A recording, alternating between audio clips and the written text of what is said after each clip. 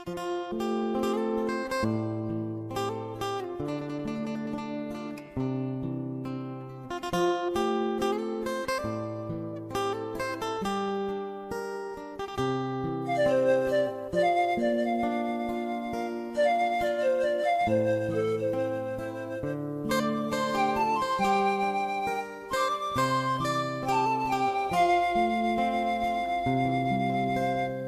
ดมากไหมที่รักเธอจนหมดใจผิดมากไหมที่เขาบอกเคยรักเราถูกกล่าวหาว่าบ้างมงายทุ่มเทใจให้ความว่างเปล่าแม้เงาก็บ่มีสิทธิ์เดินไปไกลถึงความคิดถึงเดินทางบ่ถึงจุดหมายถึงความห่วงใยเขาบ่แนมบ่แลแต่รักแท้บ่ได้แปลว่าโง่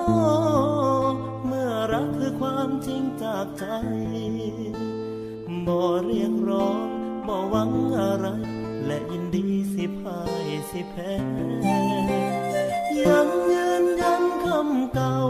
ไผสิเว้าจังใดบอกแค่จบแบบไหนก็ตามแต่หัวใจยังรับได้ทุกอย่างวันพรุ่งนี้จะขอรักไปอย่างนี้วันพรุ่งนี้บ่สนหากต้อง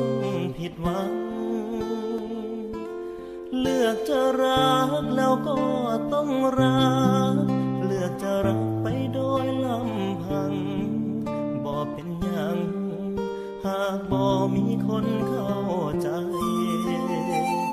ถึงความคิดถึงเดินทางบ่ถึงจุดหมายถึงความห่วงใยเขาบ่แนมบ่แลแต่รักแท้บ่ได้แปลว่าโง่เมื่อรักคือความจริงจากใจบ่เรียกร้องบ่หวังอะไรและยินดีสิพ่ายสิแพ้ยังยืนยันคำเก่าไผสิเว้าจังใดบ่แค่จบแบบไหนก็ตามแต่หัวใจ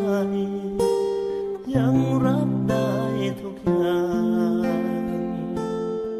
หัวใจยังรับ